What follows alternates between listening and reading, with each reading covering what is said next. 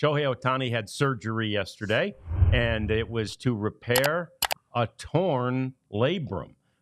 They talked about when he slid in Game 2 of the World Series, I think it was, that, he hyperextended and or dislocated or pulled out of the socket his shoulder. It was an actual torn labrum. Now, fortunately for him and for the Dodgers, it was not on his throwing arm, and they do believe that he will be back in time for spring training and have made a full recovery by then. That said, can you imagine a guy who's, basically didn't pitch this year because of Tommy John surgery last year if the labrum had been in that same arm on that throwing side?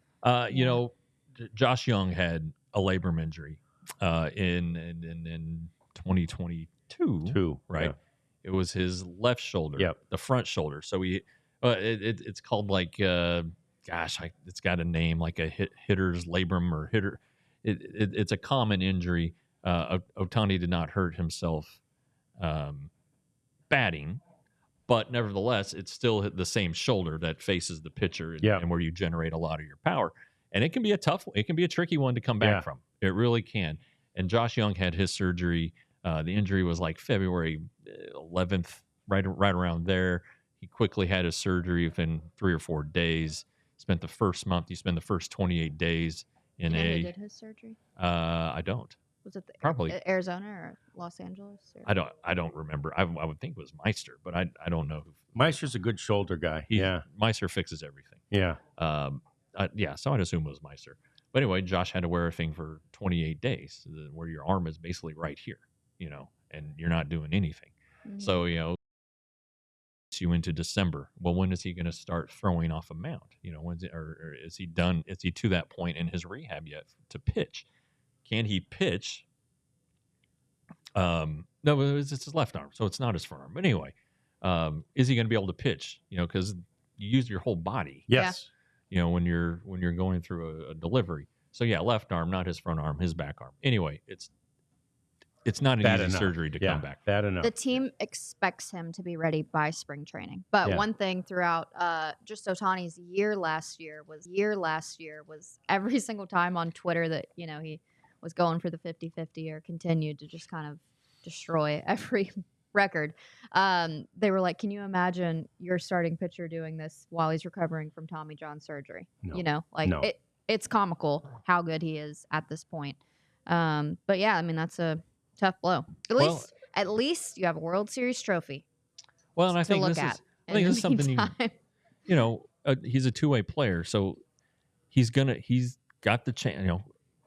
He's just trying to steal a base, and he hurt his arm. Yeah, mm-hmm. I mean, he needs surgery. He played what 2-3 extra games, 4 extra games, but he wasn't himself. Right. So if you're a key member of your lineup and your rotation hurts himself as a position player, you're losing 2 key elements to your team. So that was always the risk with him, and that's why I think a lot of people think that at some point he's just going to give up the pitching.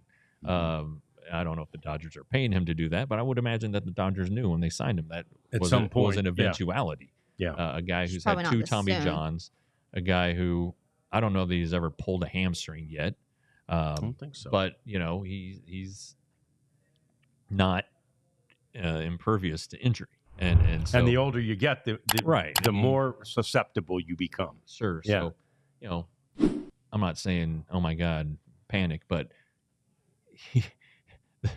I don't think we should underestimate this labrum tear. I mean, a labrum tear is a big deal. Yeah. But all right, so Starting 5 is a Netflix documentary on basketball players, and LeBron's in there. And they do almost a full episode on his $1 million body recovery plan. And I think if I were a player, and obviously we're aware of the funds that he has everything at his fingertips, it's kind of the 1% better method. If I could do this, if I could stretch a little bit more, lift a little bit more, eat mm-hmm. better, all these things, I could really push my biological clock mm-hmm. and extend it. So I would be interested just to see if more players kind of take that investment role, because LeBron is still doing what LeBron did 20 years ago. I'm not saying that the same with baseball, but it's just athletes are getting to the point now where they're using, science and data and heck money to kind of help them extend circumstances. And sometimes you're just born with a body. That's true. Nolan Ryan. Right. I mean, There you go. there wasn't a lot of money or science involved in that, man. After a game, he'd sit on an exercise bike and drink a beer. Yeah. You know? That's and just knock down some what yeah. Advil? Was that his? Advil, that's right. That's just amazing. Yeah, so, yeah. Oh, who would you like to see in Netflix starting 5 for baseball? Good question. Oh, look at the prophet coming through with a big question. Okay. I think we should go, it should be, definitely a pitcher. Well, I think Ohtani healthy as Okay. a pitcher to see what he goes through every day. Yeah. Yeah. Okay, I'd be interested in that. Aaron Judge for me. Judge, Okay. for sure. Yeah. Do Soto. we going with the greats here? Do we want any characters?